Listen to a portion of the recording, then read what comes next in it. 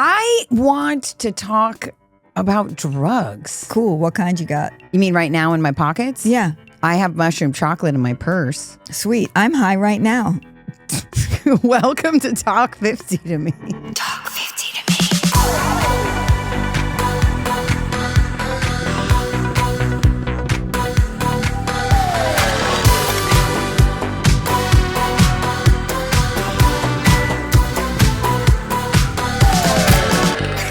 Let's do it again. I'm not high right now. I'm not. But I think I might get high later. Now, tell me why you already know that in advance. So I'm an addict, so I have an interesting relationship with drugs. Like, I'm an alcoholic, so I can't ever drink again. But I started smoking pot about 17 years into sobriety, and I have an addict's relationship with pot, which is, I think it's an amazing drug.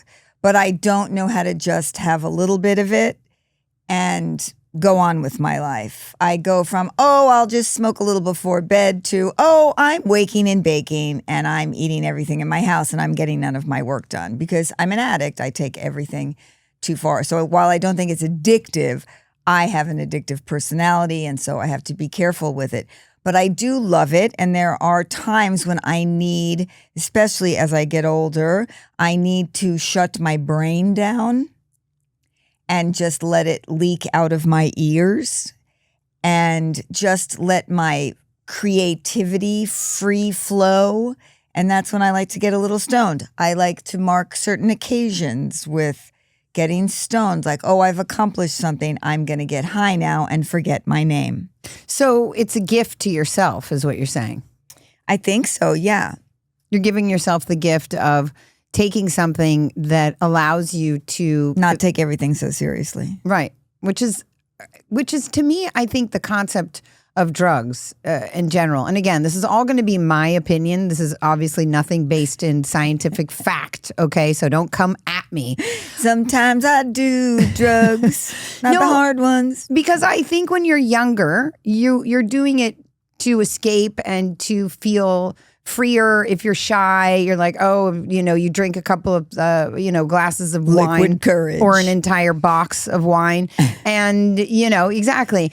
And you make different choices when your mind is impaired by that. But when you get older, like you're saying, you can actually choose those moments more wisely so that they benefit you, which is why I love that we are in a time right now where medicinal mushrooms and ketamine and ayahuasca, MDMA, and yes, all they're realizing that there is something therapeutic about putting something in your brain that causes it to shift and alter and reprogram. Okay, well, there are certain ones. I still think alcohol is absolute poison and nobody needs it. And the difference is mushrooms, ketamine, ayahuasca all shut your ego off. And when you shut your ego off, you are able to get to who you really are. And right now, I'd really like to get to who our guest really is. Oh, wow. You just cut me. You just cut me right off right there. It's called a fucking transition. Deal with it. Wow. Okay. On that note, let's go. She may be best known for her work on what not to wear and her own beauty brand, which she now owns outright. But what she's getting into in her 50s will blow your mind, literally.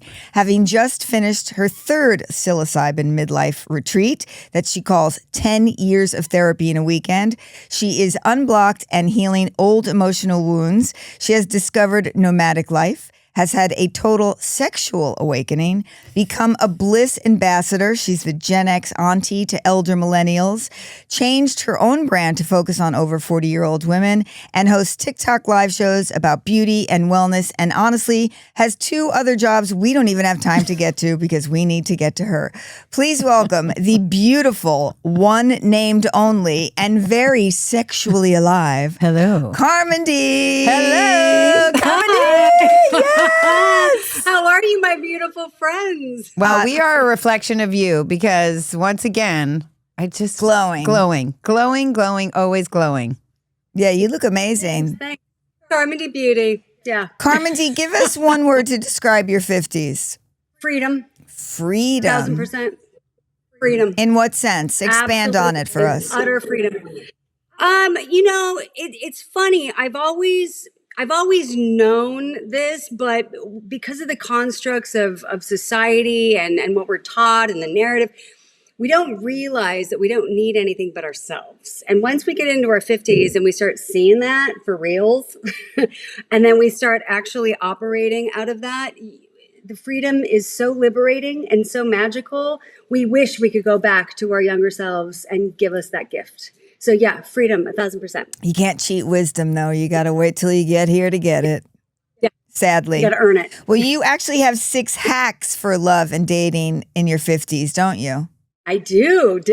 Recently. So, I mean, it took a long time to get here. The 40s were a shit show for me. And then getting into my 50s, I was like liberated, and it just keeps getting better and better. So these are 6 things that I came up with after this magical weekend I just happened to have. Oh, we're getting to that. We're going to talk about it. Don't you worry. And these were 6 things that I really wanted to share that really resonated with me. And the first thing is flirt.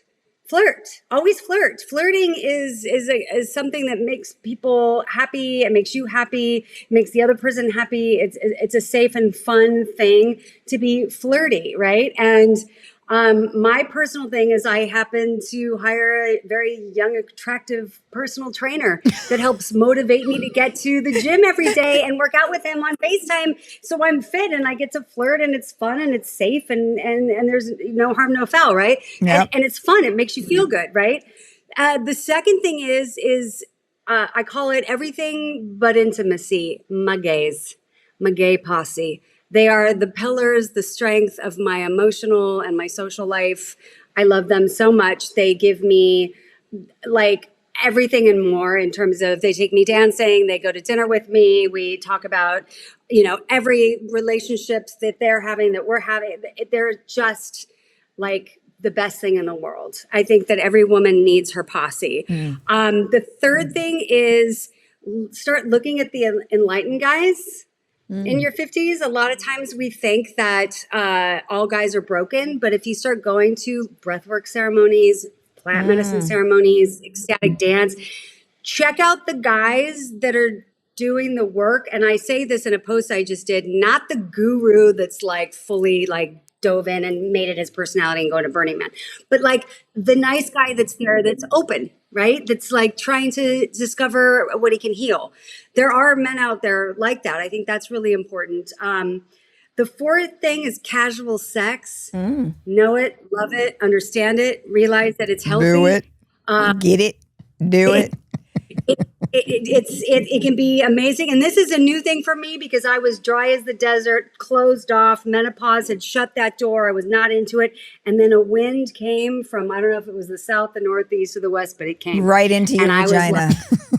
Right on in there. And I was like, ow, I get it. If you're super honest and clear and safe, this can be as healthy as working out, eating right, and doing a meditation. The fifth thing is love yourself, do the work, heal, make sure that you're fixing the wounds and doing the best you can and being your own best company.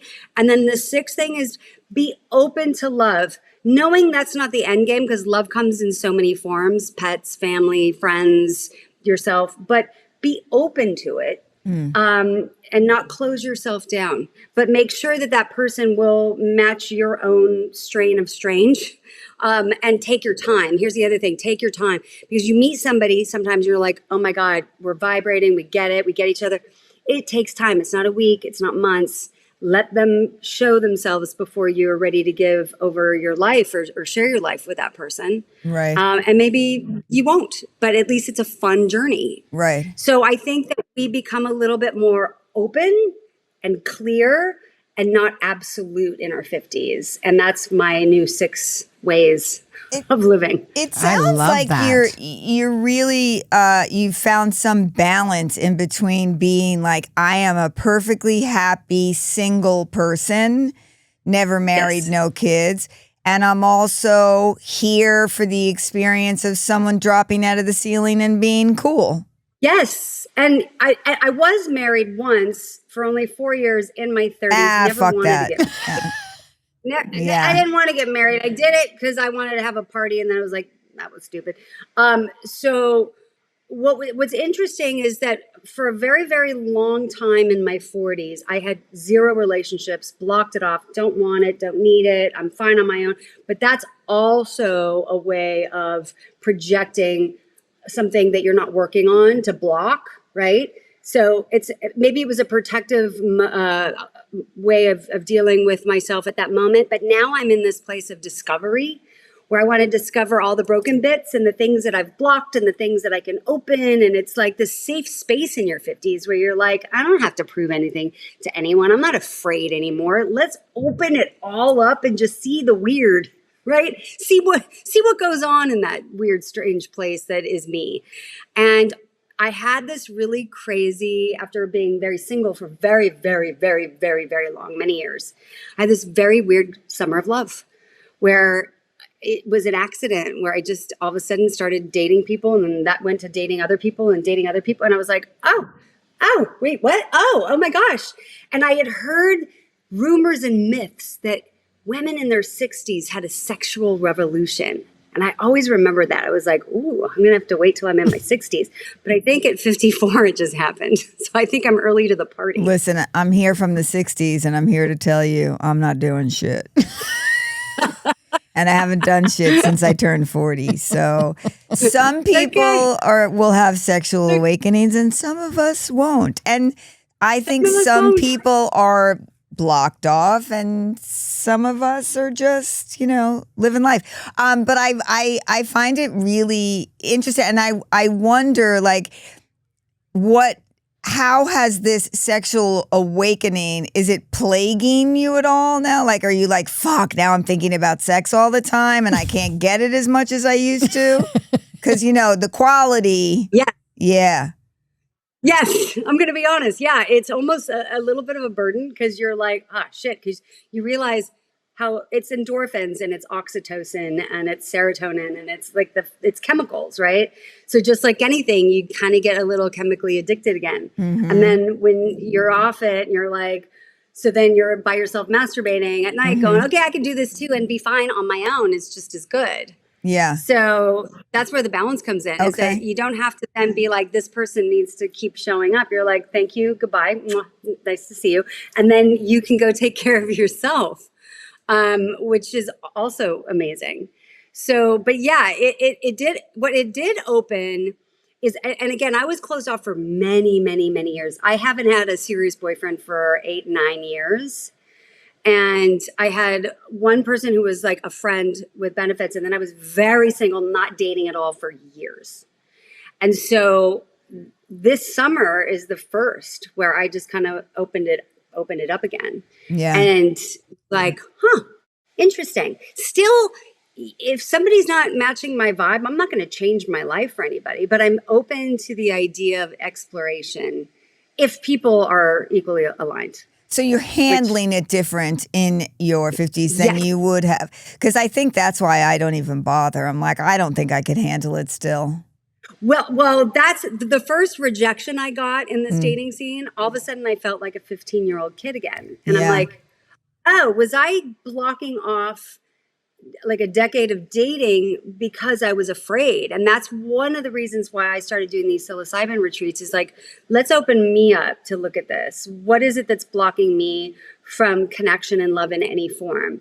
Because especially Gen Xers were so conditioned, right?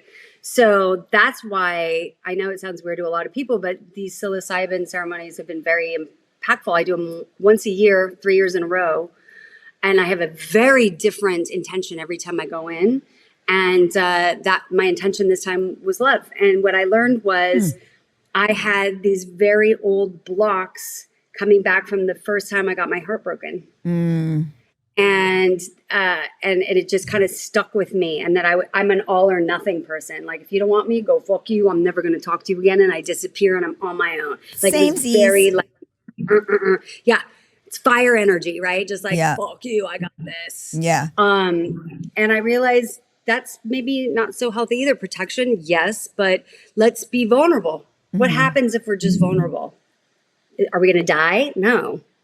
What happens if we're just vulnerable? Is it our ego involved? I wanted to get to the bottom of it. It's all ego. And I can't do it on my own. And by the way, I really believe that this plant medicine helps in that way. Yeah, I did ayahuasca, so it was this. So I know why I'm single, and I'm just not ready. I'm just not willing to change it. But yeah, it's all ego. You leave your ego in the middle of whatever room you're in, and you fucking work some shit out. Yeah. But I want to get into the psilocybin stuff a little bit deeper because I'm fascinated by it. So when you do it, though, it's a full retreat, correct? It's like a couple of days, or can you walk us through a little bit like what that looks like? Of course. Yeah. So basically it's a 2-day, but it's not for long because ayahuasca is very intense and it's a multi-day thing and it's very physical. With psilocybin, it's kind of like the baby version of that. So you go in at like noon with a very small group of women. It's women only, which I like. 'Cause I just prefer to have women only in a small group. You have your last kind of healthy meal together because then you have to fast after that for a few hours. You do breathwork meditation, you do movement, and then you do your intention ceremony, right? So you sit around and you talk about in the group what your intention is. Why are you there? There's a reason. This isn't a party. This isn't, this is a reason. So what the intention is. And what I love about it as a group of women is that we're all different. We all have different experiences. Some are married, some have kids, And as a full formed group of women, we are female. We are the feminine. And it's cool because I get to see women that are suffering with like going through a divorce or a husband or kids and all the things we get to experience together. And then when you have your intentions set, you take a break, then you come together, you lay down in the most comfortable way possible, like blankets and pillows, and I have a mask. Everybody's got masks. It's dark. They play music. You drink it in a tea form. You go in, and for 3.5 hours with your intention, you talk to God, I guess is what you would say. You talk to the divine, the planet, whatever it is. You get your messages. And sometimes it can be uncomfortable. You don't want to go there. This time I cried for 3 hours. I literally just went through like emotional release. And I had no idea, but everybody told me the next day, because when you come out of it about 3.5 hours later, you have a nice soup, some food, and then you Uber home. They don't let you drive. And then you come back at 11 o'clock the next morning on a Sunday and you integrate. You talk about it, and then you go home. So that's the whole ceremony. What I got out of the ceremony was so intense, and the release was so intense that I was exhausted for 2 days. I couldn't talk to people. I couldn't be around people. I had to like process it. And it continues to work. I know that from doing ayahuasca was so fucking intense. I've done it twice, and it was a dark and dirty way to find out who you are. But like you said, it was 10 years of therapy, and I figured out exactly why I am who I am. Yeah. And I think it's such a brave thing to do because you really tap into who you are under who you are, and it's hard to get to some of that stuff.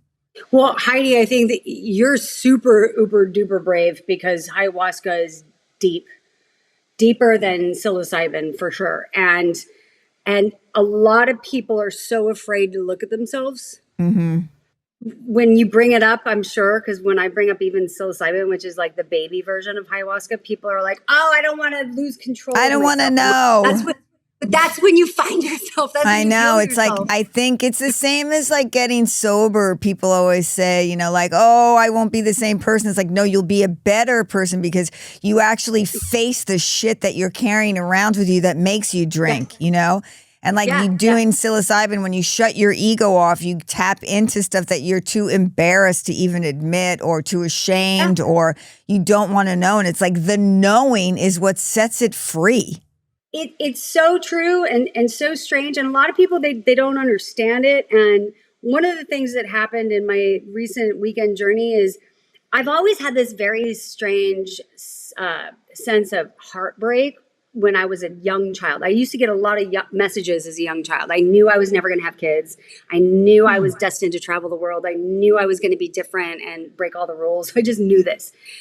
But I also had this weird feeling of heartbreak, which did not come from childhood because I'm one of those weird people that came from a really good family, like happily married parents, great father, great mom. They were there for me, blah, blah, blah. But I care. So in this ceremony, I realized that weird heartbreak that I was carrying wasn't even mine.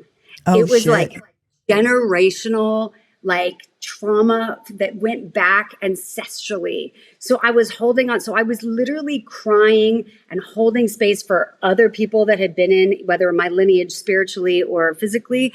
But when I came out of it, I'm getting chills thinking about it. The facilitators said, Carmindy, you were singing this ancient song. I go, singing? What are you talking about? I was bawling my eyes out. They're like, no, you were singing a song. I don't even sing. They're like, you were singing. I'm like, I have no idea. Recollection. It was so powerful. And when I woke up out of this kind of state, I realized that part was no longer there. I had healed it, worked it out, but I realized that my own healing now began. And I've had rough days since. This isn't a magic bullet. You don't go do ayahuasca or mushrooms and then everything's good. Then it's called integration, which can take 3 years, 3 months, 3 hours. You don't know, but you're aware.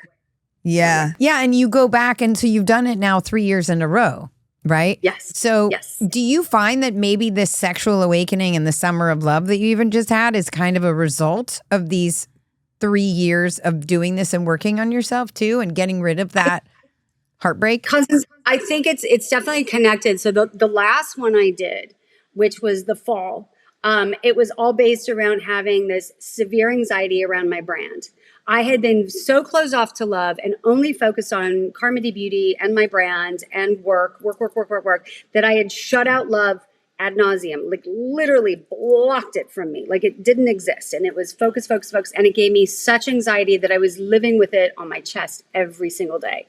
So my last ceremony, which I just read in the journal when I went to this one, was how do I release this?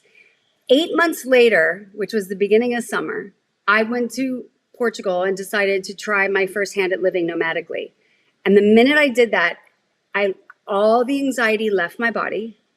I had literally lived exactly what came to me out of that ceremony in the fall, which is look fear in the face, get rid of all of your expectations, jump off the mountain, go live the life that you're meant to go. And I did that. All the anxiety went away. I haven't, knock wood, had anxiety since. And that is when the sexual thing opened up and the love thing opened up. And that wasn't even intentional. It just kind of came along the minute that I let go of the thing I was holding on to the most, which was career and anxiety over my business and my brand. The minute I let that go, I was like, oh, hello. Also, Portugal's amazing. Speaking of the hello, I want to hear about your game. Like my game. Where are you meeting guys? What are your pickup lines? What do you look for? She's like, look at me. I don't need a pickup line. No, trust me. No, you got to have a game. Everybody needs a game. I can't get arrested in the United States. That's for sure. In the United States. So you're foreign fucking. I'm fucking, I am the international dating service. That is me. I like it. So yeah, here I couldn't get arrested. International House of Pussy. You're the IHOP. I'm IHOP. I am the UN. Like, bring it.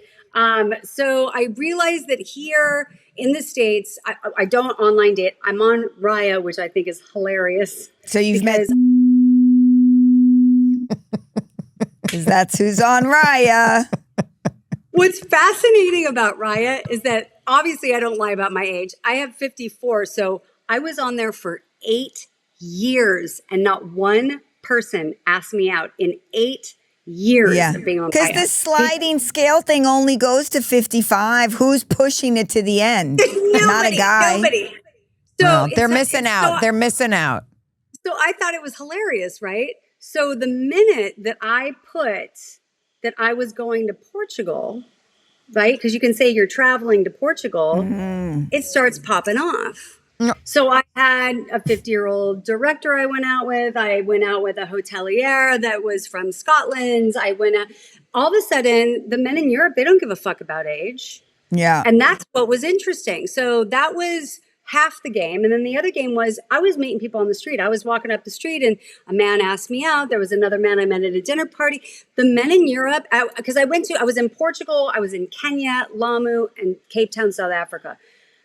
It was like raining dudes. And I didn't even have to try. And I'm like, what the fuck is going on in the United States that everybody's so broken here? And they hate us. And what's so cool there too is like, if you don't like each other, you're like, you know what, you're not for me, but it's so nice to meet you. Everybody's kind of open and honest and flowing. And there was, one guy that I fell in love with and got my heart broken a little bit.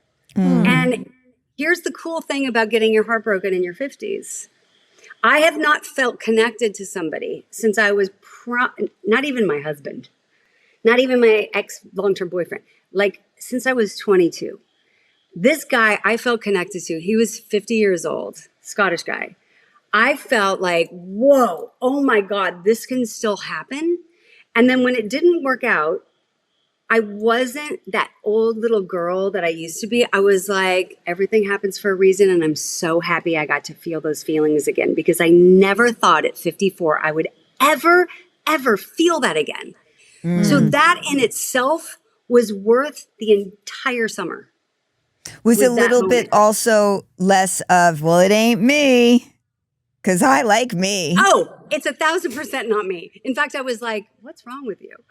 Yeah, I think that's the beauty of dating in your 50s is knowing yourself enough. Yeah, you're a fucking idiot. You were like, well, good luck with the rest of your life. Do you not know that I'm the International House of Pussy? What the hello? It's kind of crazy. But it's really true. It's true. But yeah, and then I get back to the US and I'm like, I'm not open here again, right? Like I'm kind of shut down and focused on my work. And then I know that I'm off on another adventure. I'm going digitally nomadic again, and I'll open myself up to it again and see what goes on. And this too might wear off, but at the end of the day, I'm still good with me. So it's an adventure. Do you have any question that you will not answer? Literally, no. I'm a triple Aries. I'm an open book. Ask away. Okay. And do you have a nickname for your vagina? Oh. No, I don't. See, that's good. Neither does Constance. I mean, I guess I don't either. I don't know. I don't either, but think about it. Think about that one. Because you might need to give her a name. Oh my God, I should. Yeah, I think our producer just said it's IHOP. Road Warrior. You're Road Warrior. That's amazing. That's awesome. I love that. No passport necessary. I've got your visa right here between my legs. Yes. The visa of a JJ. Do you have any advice for the next generation of women entering their 50s? Yes, absolutely. I think that there is no shame in the game. I think a lot of us put a lot of pressure. I see this online where they're calling it body count. Have you seen this? Yeah, I don't know my body count. These young girls or these young guys are asking women about their body count, how many people they slept with. Listen, we are grown-ass women, and we have come to this place in our lives where we realize that sexual intimacy is just as important, whether it's with ourselves, with a partner, for health. So even masturbation raises endorphins and oxytocin and serotonin and all the things.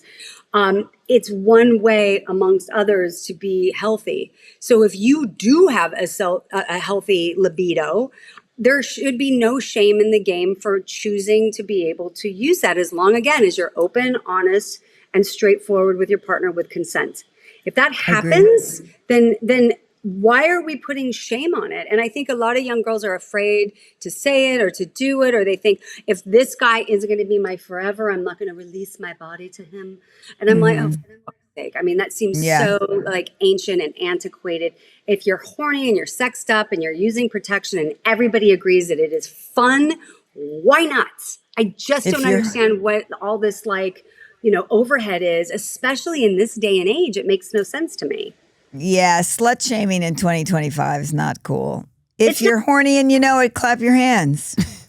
And listen, as somebody who did not want to be near a dick for years, I was so anti-sexual, not sexual. I wasn't sexual myself. I didn't even masturbate for years and years and years. I was not into it. It was a big part of menopause for me. And I was fine with it. I was totally cool. I was still a vibrant, amazing, wonderful person. So whether or not you do it, it doesn't matter. But if you do it, there's no shame in it. There's no reason, and you don't have to construct a life around it. Oh, well, he's like, this guy, and if he doesn't fulfill all these needs, then I'm not going to give myself over to them. Do you want it? Do you want it? Is it fun? Are you going to be safe? Then why not? Yeah, I agree. Listen, I'm not there yet. I'm not interested yet, but I am upping my underwear game for me. So I will be ready if it does happen. At least you wear underwear, Heidi. I haven't worn underwear since I was. Since you were what? Wait, do you go commando like all the time? All the time. Carmando. Get it? Carmando. Do you know the comedian Irene Bremitz? She actually roasted me on my 48th birthday. She did a roast, and she talked about the fact that I don't wear underwear, and people were shocked. And I was like, well, I did when I was on my period back in the day, but then the minute I was off, I was like, I grew up in Southern California. I'm a surfer girl. I like a nice, sexy pair of granny panties and a sexy bra. And you know what? Believe it or not, that's hot too. I agree. Yeah. Fuck yeah, it's hot. Believe it or not, we only have one more question for you. I know. Our time is up. And it's a surprise question. Uh-oh. This Get ready. This has been the most sexual episode we've had, and it's long overdue. Yeah, long overdue. We need it. You've made me very horny. Not I'm me, so excited. but there's still time. Listen, coming from someone who was literally dead inside for so long, that I'm shocking myself right now. This is going to be a really good surprise question. Are you ready? Oh, great. Uh-oh. What is it? What do you do now when no one is watching? What do you do now when no one is watching? What do I do now when nobody is watching? I sleep naked and masturbate. And that's all the time. And on that, we're going to leave you on that note. Dicks all, folks. Carmindy, you are a don't fucking apologize. You're a national treasure. We literally love we love you. you. We loved having you above so and much. beyond. I love you too. Thank you so much for being so open and honest and raw and we love it. We love it. We love you. I want to be you when I grow up. And thank you. And we're going to see you soon in New York. Yeah. Come. All right.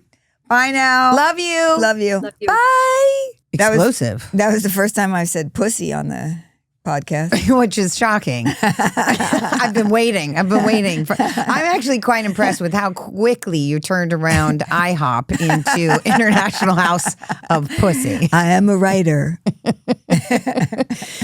I do find, once again, this platform giving women a place to talk freely about sex, about dicks, about no dicks, about no sex. Like I just it's really it fills me with so much like hope, I guess. Yeah. And joy. Yeah, because you'd be so shamed in the past to talk about that kind of stuff when we were growing up. Like when I was in my 30s, girls didn't get together so much and talk about shit like, who you fucking, dicks out. Like you didn't, it was kind of still shameful in the 80s. Yeah, so what is this body count nonsense? So a body count is how many people you fucked. I have no idea what my body count is because I fucked a lot of people. Wait, but by the way, why is that anyone's business besides the person that maybe you're going to spend the rest of your life with? It's always been there, and it's always like girls are supposed to be ashamed if they have a high body count, and boys are supposed to have a high body count. And the funny thing is that boys double their actual body count and girls actually cut their body count in half. That is fascinating and sad. It's sad. But you know what? Fuck the boys.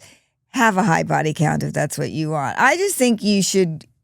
I do believe that your body is a sacred place and you shouldn't let everybody in it, because I do think it takes a little bit of toll on you it's fine if you want to fuck 1,000 people. I'm just saying, make sure those 1,000 people all respect your body as much as you do.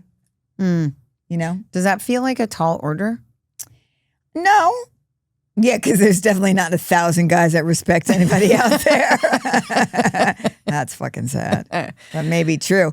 It's fascinating what Carmindy said about, she's not even dating in America. Like, why bother? Right. Like, they're not even available. What is wrong with you American men? Go get some fucking therapy. Yeah. Pull it together. Right. Yeah, see? Alex, our producer, reminds us, she said, go find the men that are doing the stuff. Right. That are doing the work. And the without drugs. being asked, by the way. Because you can't ask people to do the work. Could you please take this mushroom and go on a journey so you could find your inner self that will suit my inner self much more? Oh, she was amazing. I she's loved her. Incredible. Sex and drugs this episode. Amazing. Sex and drugs and rock and roll. Bum, bum, bum, bum, bum. On that note, we are going to leave you with a quote today from Tracy Ellis Ross. The GOAT. I want to say to people who think that a woman's worth is measured in her baby count. I mean, shout out to all the amazing mothers, but the childless women have been mothering the world and elevating cultures as godmothers, aunties, teachers, mentors, sisters, and friends, and the list goes on. And you do not need to push out a baby to help push humanity forward. That's right. This childless bitch came up with International House of Pussy. That's all the time we have for now, folks. I'll leave you on that one. If you want more Talk 50 to Me, please follow us on Instagram at Talk 50 to Me. Subscribe to our email list to get Talk 50 to Me updates and announcements. Do you have a question? DM us on IG or email us at talk50mepod@gmail.com. And remember to like and subscribe wherever you find your favorite podcast, and tell a friend, because they'll tell two friends, and so on and so on and so on. As for us, we will see you next Tuesday. Bye now. Talk 50 to Me with Heidi Clements and Constance Zimmer is produced by Alex Beatty, recording engineer Aaliyah Walker, editing by Zaleen Hesse, music by Matt Friedman, production services provided by A4S Podcast Studios, a Talk 50 to Me LLC production distributed by the Forward Network.